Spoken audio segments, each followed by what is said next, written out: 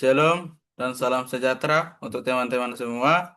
Perkenalkan nama saya Prinasi Sinurat dari kelas 6MF dengan MPM 223410145. Berikut adalah tampilan utama dari hasil input data view.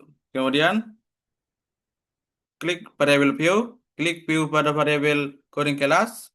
Di sini dalam kolom value ketik 1 label itu kelas. Sini kelasnya itu 6 MB. Begitu sampai seterusnya. Lalu klik add. Yang kedua itu 6 MC. Ketiga 6 MF. Yang keempat 6 MG. Yang kelima 6 MH. Lalu kita add. Lalu klik OK. Yang berikutnya itu variabel terhadap coding jenis kelamin. Sini klik value 1 laki-laki. Laki-laki.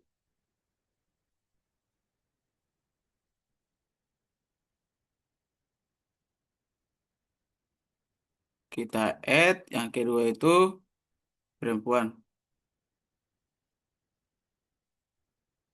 Lalu add, lalu klik OK. Nah, yang ketiga itu variabel terhadap coding konsentrasi. Yang pertama itu ketik 1, sini itu manajemen, manajemen pemasaran.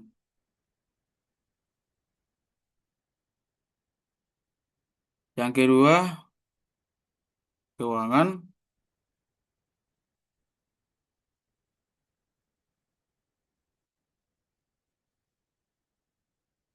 Nah, yang ketiga itu sumber daya manusia.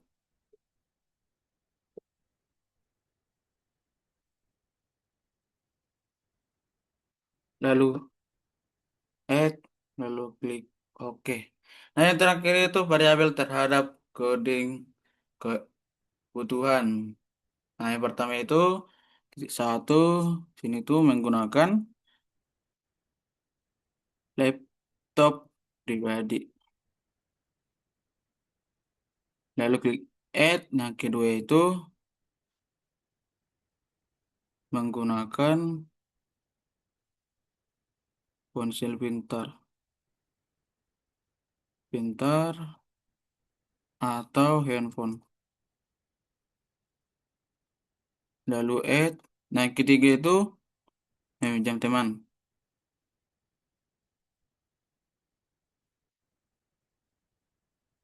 Lalu add.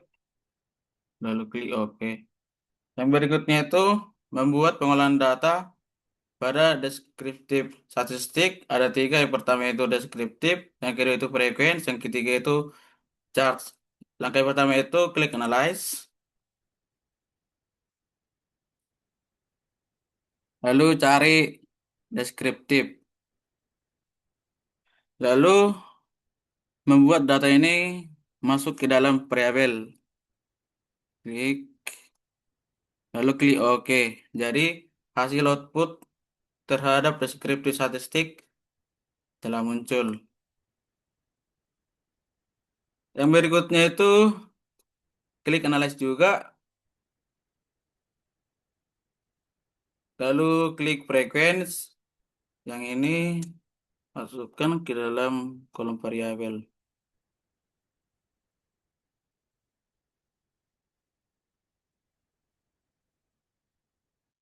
Lalu klik statis tentang min, median, mode, dan zoom. Jadi yang keenam ini diklik juga. Lalu continue, lalu klik OK. Jadi ini hasil frekuensinya. Ada statistik, coding kelas, coding jenis kelamin, konsentrasi, dan coding kebutuhan. Yang terakhir itu membuat charts. Nah, langkahnya itu sama juga dari analyze, lalu frequency, lalu klik chartnya, lalu bar, lalu continue, lalu klik OK. Jadi berupa diagram pada coding kelas, jenis kelamin, konsentrasi, dan kebutuhan. Dan berikutnya itu, yang terakhir itu memindahkan data SPSS ke Word dan menganalisisnya. Jadi di sini itu saya sudah pindahkan.